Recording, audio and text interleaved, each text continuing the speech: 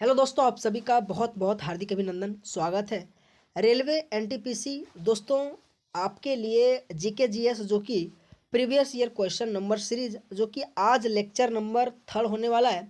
दोस्तों, मैं उम्मीद करता हूँ लेक्चर नंबर 1 और 2 अगर आपने नहीं देखा होगा तो ज़रूर जाके देखना। दोस्तों, आपके लिए एनटीपीसी प्रीवियस ईयर क्वेश्चन दोस्तों मैंने लेक्चर नंबर 1 और 2 मोस्ट एक्सप्लेनेशन के साथ दोस्तों लाया हूँ। दोस्तों आइए लेक्चर नंबर 3 की शुरुआत करते हैं। लेकिन अगर आपको वीडियो अच्छा लगे ना दोस्तों तो आप हमारे चैनल को आप ज़रूर सब्सक्राइब करना। और दोस्तों देखते हैं पहला क्वेश्चन कि आपके एग्ज़ाम में क्या क्या क्वेश्चन पूछा जा सकता है। पहला क्वेश्चन दोस्तों कि भारतीय संविधान में मौलिक अधिकारों के जो विचार है ना सो किस देश के संविधान से लिया गया है। तो बेसिकली अगर मैं बात करूं दोस्तों मौलिक अधिकार की the idea of fundamental right has been taken from the constitution. तो बेसिकली इस क्वेश्चन का आंसर आ जाएगा संयुक्त राज्य अमेरिका से मौलिक अधिकार को लिया गया है। दोस्तों आपके एग्जाम में 10 देश जैसे कि 10 ऐसे देश हैं जिनसे हमारे भारत के संविधान में कुछ ना कुछ जो कि स्रोत लाया गया है। तो दोस्तों आइए थोड़ा और एक्सप्लेन के साथ मैं आपको हर एक ऑप्शन के बारे में बात करूंगा कि आपके एग्ज़ाम के लिए क्या क्या इंपॉर्टेंट बन सकता है। दोस्तों अगर मैं बात करूं ऑस्ट्रेलिया के संविधान से समवर्ती सूची दोस्तों लाया गया आपके एग्ज़ाम के लिए बहुत इंपॉर्टेंट बनेगा। आप याद रखिएगा दोस्तों। अगर मैं बात करूं कि व्यापार की स्वतंत्रता की जो प्रावधान है ना सो ऑस्ट्रेलिया के संविधान से लाया गया है। वहीं वाणिज्य और संभोग की व्यवस्था भी ऑस्ट्रेलिया से लाया गया है। और उच्च और जो निचले सदन की जो संयुक्त बैठक है ना 108 आर्टिकल में हमारे देश के 108 आर्टिकल में ये भी अगर मैं पूछूं कहाँ से लाया गया तो ऑस्ट्रेलिया के संविधान से लाया गया। दोस्तों अगर मैं बात करूं प्रस्तावना की जो भाषा है प्रस्तावना की जो भाषा है ना ये भी हमारे ऑस्ट्रेलिया के संविधान से लाया गया है। तो बेसिकली ऑस्ट्रेलिया के संविधान से जो जो इम्पोर्टेंट आपके एग्जाम में पूछा गया था या फिर पूछने वाला दोस्तों मैंने आपको सबको बताया। दोस्तों अगर मैं बात करूं कि ब्रिटिश के संविधान से क्या क्या लाया गया था तो सरकार का जो संसदीय स्वरूप है ना ये ब्रिटिश के संविधान से लाया गया था। अगर मैं बात करूं कि कानून की जो शासन है ये भी ब्रिटेन के संविधान से लाया गया।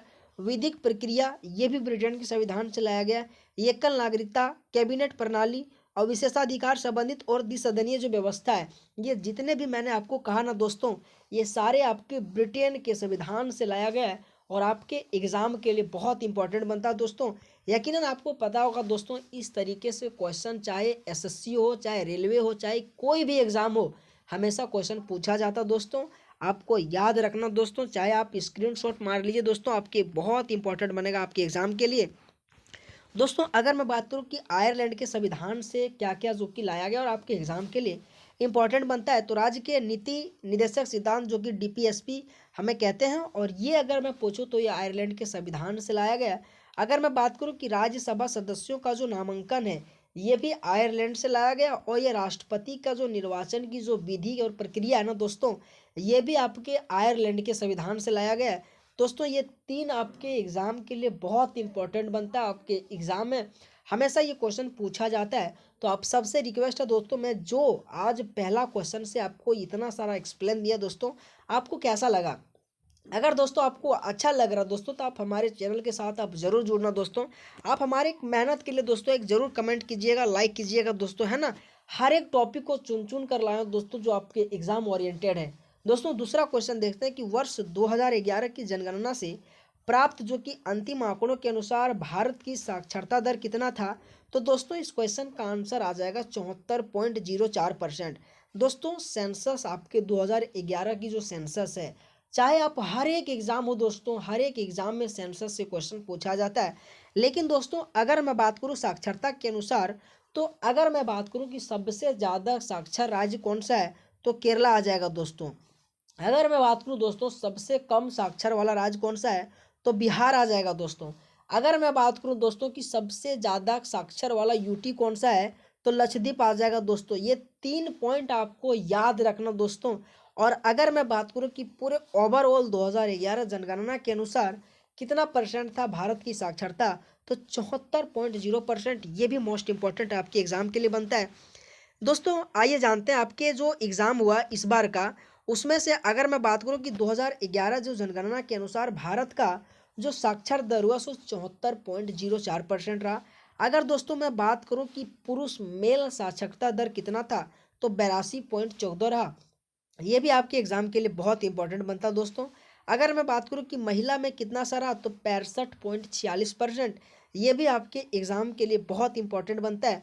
हमेशा याद रखना दोस्तों, मेल और फीमेल में आपके एग्जाम में क्वेश्चन पूछा जाता है। दोस्तों अगर मैं बात करूं कि सबसे ज़्यादा, जो मैंने कहा ना कि सबसे ज़्यादा साक्षर वाला राज्य बिहार आ जाएगा, तो देखते हैं दोस्तों, अगर कि केरल आपके दोस्तों की सबसे पहले नंबर पर आ जाता है, ठीक है, कि साक्षर में सबसे पहला राज्य तो केरल। अगर यूटी की मैं बात करूँ तो लक्षद्वीप आ जाता है। लेकिन दोस्तों आपके एग्जाम में ये क्वेश्चन पूछा जाता है कि साक्षरता दर सबसे ज़्यादा केरल में है, लेकिन वहाँ का कितना प्रतिशत है, तो 94%। ये भी पॉइंट आपको याद रखना है दोस्तों। अगर मैं बात करूँ कि लक्षद्वीप में कितना परसेंट हो, तो 91.8%।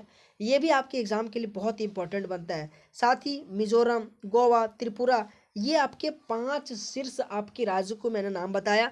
अगर मैं बात करूं दोस्तों कि राज्य या केंद्र शासित प्रदेशों में पुरुष और महिलाओं का साक्षरता दर केरल में सबसे अधिक है, जिसमें से अगर दोस्तों केरल की मैं बात करूं कि केरल में 96.11% और महिला 92.07% है। अगर दोस्तों मैं बिहार की बात करूं कि उसमें से सबसे कम है, 71.2% मेल में और 51.5% आपके फीमेल में। दोस्तों जो ये मैंने आपको डाटा बताया ना, आपके एग्जाम के लिए बहुत इंपॉर्टेंट बनेगा। आप याद रखिएगा दोस्तों, हमेशा पूछा जाता है कि केरल में मेल में कितना परसेंट और फीमेल में कितना परसेंट है, बिहार में मेल में कितना है, फीमेल में कितना है। तो दोस्तों इस तरीके से आपके एग्जाम के लिए बहुत इंपॉर्टेंट बनता है, तो आपको याद रखना है। दोस्तों अगला क्वेश्चन है कि रात के समय में खुले आकाश में तारों का जो टिमटिमाना है ना, किसके यानी कि समझाया जा सकता है या किसके कारण से होता है, तो प्रकाश के अपवर्तना यानी अपवर्तन के कारण से, यानी कि आकाश के जो तारा है ना, सो हमें टिमटिमाते हुए नजर आता है। दोस्तों इस क्वेश्चन का आ जाएगा प्रकाश का अपवर्तन। दोस्तों इस तरीके से आपके एनटीपीसी में क्वेश्चन पूछा जाता है। दोस्तों मैं आपको 1 मिनट लेता हूँ यहाँ पे। अभी आपके जो टेक्नीशियन का एग्जाम हुआ दोस्तों, उसमें से इस तरीके से क्वेश्चन भर भर के पूछा गया। आपके साइंस से जितने भी आपके फिजिक्स से क्वेश्चन, इस तरह से बहुत क्वेश्चन पूछा गया। अगर मैं बात करूं दोस्तों, आपके लाइट से क्वेश्चन पूछा गया, आपके तारे टिमटिमाने से क्वेश्चन पूछा गया। दोस्तों अगर मैं और आपको बहुत सारा क्वेश्चन पूछा गया, फ्लेमिंग के नियम से क्वेश्चन पूछा गया। तो इस तरीके से आपके एग्जाम में क्वेश्चन भी पूछा जाएगा, आपके एनटीपीसी में पूछा जाएगा। तो दोस्तों हर एक क्लास में मैं सिस्टमेटिक तरीके से आपको क्वेश्चन करवाता चला जाऊंगा, आपको मज़ा भी लगेगा दोस्तों, है ना। दोस्तों अगर मैं बात करूं इनके बारे में थोड़ा कुछ लाया कि पृथ्वी का वायुमंडल विभिन्न परतों से बना होता है। यह वायु अलग अलग तापमान और विभिन्न घटनाओं से भी प्रभावित होता है। जब दूर के स्रोत एक तारा से प्रकाश यानी कि हमारे अशांत चलती वायु वातावरण से गुजरता, तो यह कई बार अपवर्तन के कारण से गुजरता है। जब हम अंत में एक तारे को इस प्रकार से महसूस करते हैं, तो वह हमें क्या होता है, तो टिमटिमाता हुआ नजर आता है। दोस्तों आप इसको आराम से पढ़ लीजिएगा, है ना दोस्तों। अगला अगर मैं बात करूं दोस्तों, क्वेश्चन आपकी एग्जाम के लिए क्या इंपॉर्टेंट बनेगा कि लॉर्ड वेलेस्ली ने 1800 में फोर्ट विलियम कॉलेज की स्थापना कहाँ किया गया था। तो दोस्तों इस क्वेश्चन का आंसर आ जाएगा कोलकाता में। लॉर्ड विलियम जो वेलेस्ली है ना, उन्होंने 1800 ईस्वी में फोर्ट विलियम कॉलेज की स्थापना कोलकाता में दोस्तों। और ये क्वेश्चन हमेशा मैं आपको कह रहा हूँ ना कि एसएससी और रेलवे और हर एक एग्जाम में ये क्वेश्चन पूछा गया है, और आपके एनटीपीसी में भी पूछा गया। तो और उम्मीद भी है दोस्तों आने वाले एग्जाम में भी पूछा जाएगा दोस्तों। अगर मैं बात करूं दोस्तों अगला क्वेश्चन की कि मनुष्य में जो स्टार्च जैसे कार्बोहाइड्रेट का पाचन निम्नलिखित में से किस भाग से शुरू होता है। दोस्तों ये क्वेश्चन बेसिकली, अगर कोई भी ऐसे मेरे दोस्त हैं जो बेसिकली अगर तैयारी करना भी शुरू करें ना, तो इस क्वेश्चन का आप आंसर दे देंगे कि मनुष्य में जो स्टार्च जैसे कार्बोहाइड्रेट को जो पाचन है ना, सो क्या कहाँ से शुरू होता है, तो बेसिकली आपके जो मुख गुहा होता है ना, यहाँ से शुरू होता है। लेकिन दोस्तों यहाँ से अगर शुरू होता है तो ये आपको बेसिकली तो याद होनी चाहिए, अगर नहीं याद है दोस्तों तो आप जरूर याद रखिएगा। लेकिन दोस्तों अगला क्वेश्चन देखते हैं कि लोहे को संरक्षण और जंग लगने से बचाने के लिए आमतौर पर किस पदार्थ की जो कि चढ़ाई जाती है। तो बेसिकली इस क्वेश्चन का आंसर आ जाएगा जिंक, जो है ना, इस पर चढ़ाई जाती है। दोस्तों अगर मैं बात करूं, ये आपके एनटीपीसी में क्वेश्चन पूछा गया था, और मैं ये आपके आज लेक्चर नंबर 3 है, इसलिए मैं हर एक क्वेश्चन को आपको सिस्टमेटिक तरीके से करवा रहा हूँ। हर एक क्वेश्चन चाहे कठिन हो या फिर चाहे मॉडरेट लेवल में हो या फिर इजी लेवल में हो, हर एक क्वेश्चन मैं मॉक टेस्ट में लाता हूँ, ताकि दोस्तों अगर आपको ये क्वेश्चन आता है, आने वाला अगला क्वेश्चन आपको अगर नहीं आता हो तो कहीं ना कहीं मेंटेन आपको हो जाता जाता है। अगर दोस्तों मैं अगला क्वेश्चन की बात करूँ कि नागालैंड की जो आओ जनजाति का एक विशेष त्यौहार है जो खेतों में बीज आने की बोने के बाद जो कि मनाया जाता है, यह त्यौहार का नाम क्या है?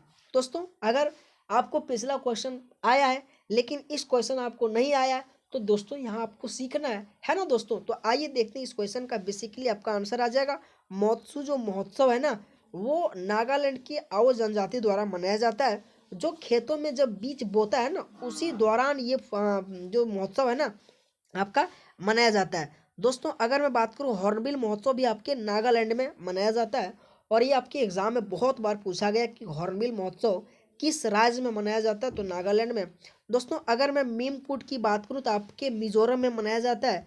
दोस्तों बहुत बार पूछा जाता है कि मीमकूट, थाल फवांगकूट, एंथोरियम उत्सव, ये सारे के सारे आपके मिजोरम में मनाया जाता है। साथ में अगर नागालैंड की त्यौहार में बात करूँ दोस्तों, तो हॉर्नबिल महोत्सव, महोत्सव उत्सव, ये दोस्तों आपको याद रखना है। आपके एग्जाम में हमेशा फेस्टिवल से संबंधित क्वेश्चन देखने को मिलता है दोस्तों, और बहुत बार पूछा जाता है दोस्तों। अगर मैं बात करूं दोस्तों नागालैंड से, हॉर्नबिल महोत्सव, महोत्सव महोत्सव और सैक्रेनी महोत्सव, ये तीन दोस्तों आपके एग्जाम के लिए, चाहे कोई भी एग्जाम दोस्तों, आपके कांस्टेबल का क्यों ना एग्जाम हो, आपके एनटीपीसी का क्यों ना एग्जाम हो दोस्तों, आपके एग्जाम में क्वेश्चन पूछा जाता है फेस्टिवल से। और आपको याद रखना है कि हॉर्नबिल महोत्सव, महोत्सव महोत्सव और सैक्रेनी महोत्सव, ये आपके बेसिकली नागालैंड राज्य में आयोजित किया जाता है, मनाया जाता है। अगर मैं दोस्तों अरुणाचल प्रदेश की बात करूं तो लोसर महोत्सव, ड्री महोत्सव, सांग महोत्सव, रे महोत्सव, और ये आपके एग्जाम में लोसर ड्री महोत्सव, ठीक है दोस्तों, पूछा जाता है। तो आपको याद रखना दोस्तों। अगर मैं मिजोरम की बात करूं तो चापचारकूट, मीमकूट, पालकुटी, है ना, एंथोरियम उत्सव, ये सारे के सारे आपके मिजोरम में मनाया जाता है।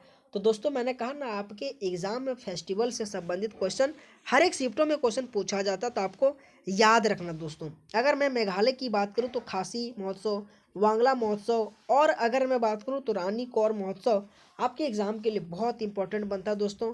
अगर मैं बात करूं दोस्तों, और भी एक दो इंपॉर्टेंट बनता है, लेकिन मैं आने वाली क्लास में आपको हर एक क्वेश्चन को माध्यम से, मैं आपको एक्सप्लेनेशन के माध्यम से, पता नहीं चलेगा दोस्तों मैं, लेकिन आपको सब कवर करवा दूंगा। बेसिकली आप हमारे इस क्लास के साथ जरूर जुड़े रहें दोस्तों। और आप सभी से एक रिक्वेस्ट है, आपको क्लास कैसा लगेगा दोस्तों, आप हमें कमेंट में ज़रूर बताइएगा दोस्तों, ताकि मैं अपने आप को भी इम्प्रूव कर सकूं। हाँ, या फिर लगे कि और भी तुझे क्वेश्चन मुझे लाने की ज़रूरत पड़े तो मैं आपके लिए लाऊंगा दोस्तों। दोस्तों अगर मैं असम की बात करूं तो बिहू, माजुली महोत्सव, असम चाय महोत्सव और अम्बुबासी जो महोत्सव है, ये बेसिकली आपके असम में मनाया जाता है।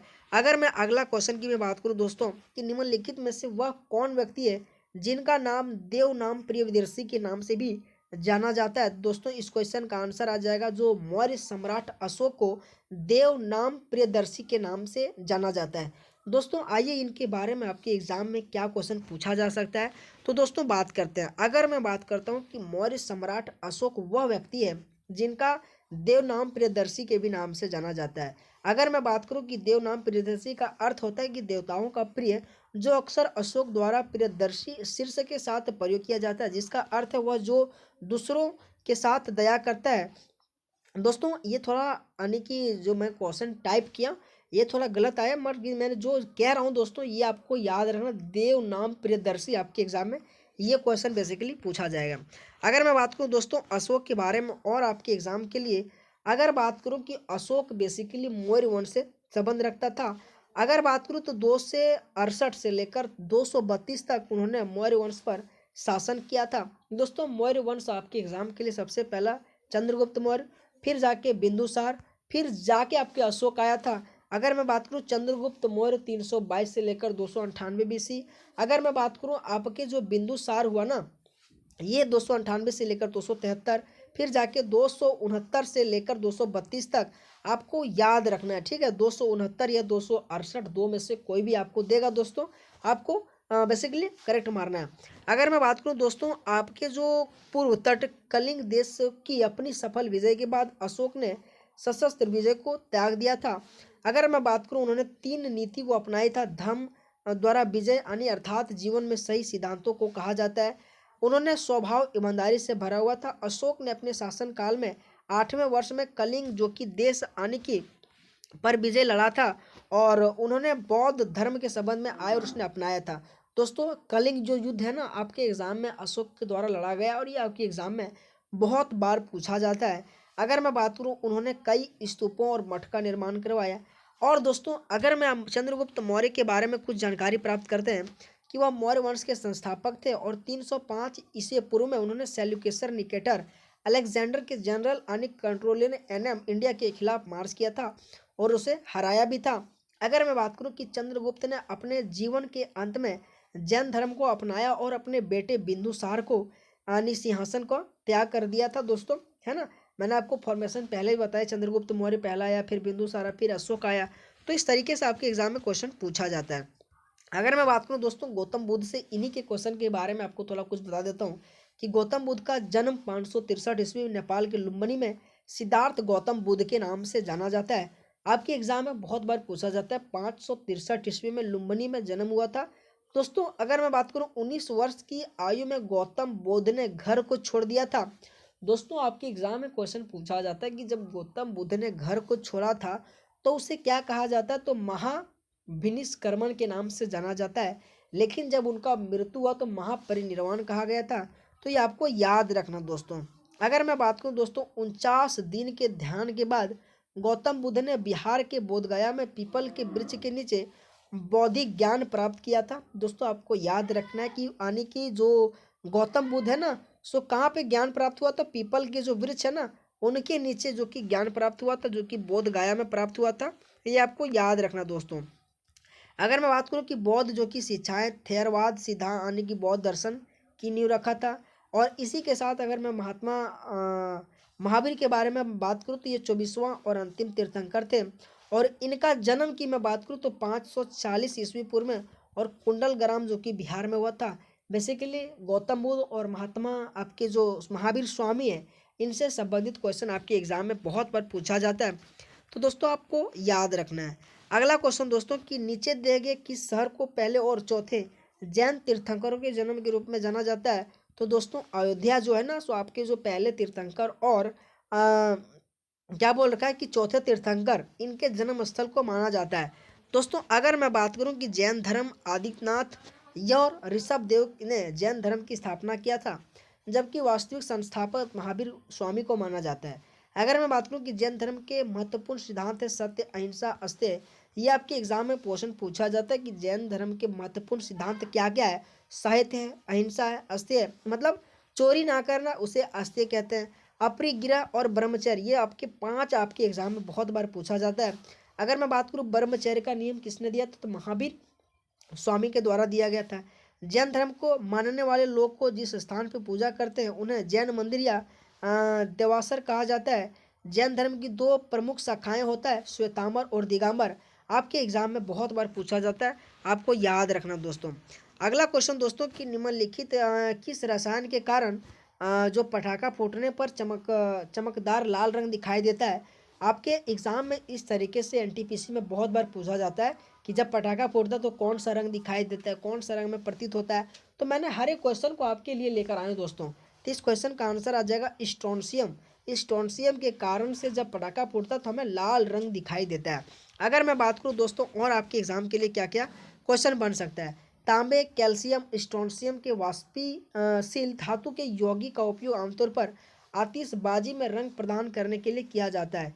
इसका कारण यह है कि इन धातुओं का आयनन तापीय धारिता कम होता है। स्ट्रोंशियम कार्बोनेट जो कि लाल रंग प्रदान करता है, कैल्शियम क्लोराइड जो से नारंगी रंग प्रदान करता है, और जो कॉपर सल्फेट हो ये नीला रंग प्रदान करता है। दोस्तों आपके एग्जाम के लिए बहुत इंपॉर्टेंट बनेगा ये पॉइंट, आपको याद रखना है। स्ट्रोंशियम जो कार्बोनेट है ना वो लाल रंग प्रदान करता है। कैल्शियम अगर मैं बात करूँ क्लोराइड आपको नारंगी रंग प्रदान करता है। और अगर मैं कॉपर क्लोराइड की बात करूँ तो ये नीला रंग प्रदान करता है। आपके एग्जाम में क्वेश्चन पूछा जाता है दोस्तों, आपको याद रखना है। अगर मैं बात करूँ दोस्तों जो पटाखा में बारूद के समान ईंधन जो कि चारकोल, सल्फर और पोटासियम नाइट्रेट का होता है, ये भी आपको याद रखना कि जो पटाखे में जो बारूद के समान ईंधन जो चारकोला होता है ना, सल्फर और पोटासियम जो नाइट्रेट होता है ना, उन्हीं का प्रयोग करके बनाया जाता है। जब आतिशबाजी फटती है तो धातु के कण ऑक्सीकृत होने लगते हैं और गर्मी पैदा करता है दोस्तों। अगर मैं बात करूं कि यह ऊष्मा धातु के कणों को उत्तेजित करती है और धातु के कारण रंगीन प्रकाश उत्सर्जित करता है होता है ना दोस्तों। तो ये दोस्तों आप आराम से इसको पढ़िएगा। अगला क्वेश्चन देखते हैं दोस्तों कि गरीबी रेखा पर यानी कि नए सिरे से विचार करने के लिए भारत सरकार द्वारा तेंदुलकर समिति की नियुक्ति कब किया गया था। तो बेसिकली इस क्वेश्चन का आंसर आ जाएगा 2005 में भारत सरकार द्वारा तेंदुलकर समिति का नियुक्त किया गया था। दोस्तों सबसे पहले आप हमें बताइएगा क्वेश्चन का आपको लेवल कैसा लग रहा है। दोस्तों आपको मज़ा आ रहा ना। दोस्तों मैं कह रहा हूँ कि हर एक क्वेश्चन आपके एग्जाम ओरिएंटेड है, आने वाले एग्जाम में आपके लिए बहुत इंपॉर्टेंट बनेगा। अगर मैं बात करूं दोस्तों इनके बारे में और कि लकड़वाल जो विशेषज्ञ समूह है ना 1993 में आया था, और ये आपके एग्जाम में बहुत बार पूछा जाता है कि लकड़वाल जो विशेषज्ञ समूह है ना कब आया था। तो 1993 में आया था, आपको याद रखना दोस्तों।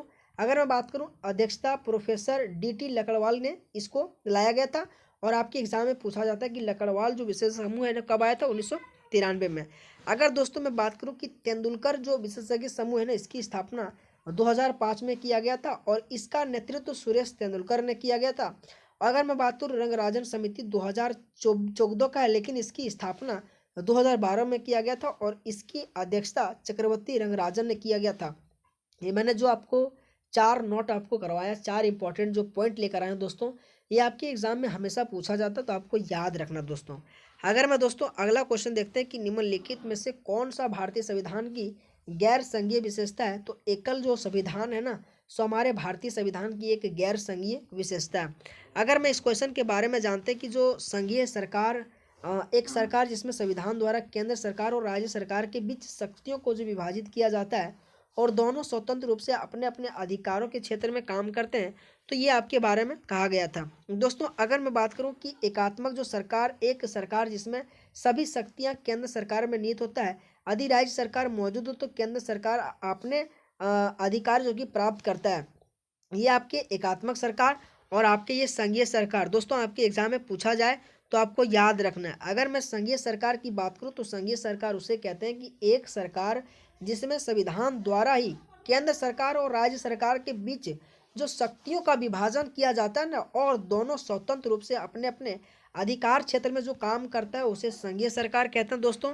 अगर मैं बात करूं दोस्तों एकात्मक सरकार किसे कहते हैं कि एक सरकार जिसमें सभी शक्तियां केंद्र के सरकार के निहित होता है, यदि राज्य सरकार मौजूद है तो केंद्र सरकार से अपना अधिकार जो कि प्राप्त कर सकता है दोस्तों। अगर मैं बात करूं कि संघीय व्यवस्था में कौन कौन सा शामिल होता है, आपके एग्जाम में क्वेश्चन पूछा जाता है, जैसे कि द्वैध शासन, लिखित संविधान, शक्तियों का विभाजन, संविधान का सर्वोच्चतम और कठोर संविधान, और स्वतंत्रता, द्विसदनीय न्यायपालिका और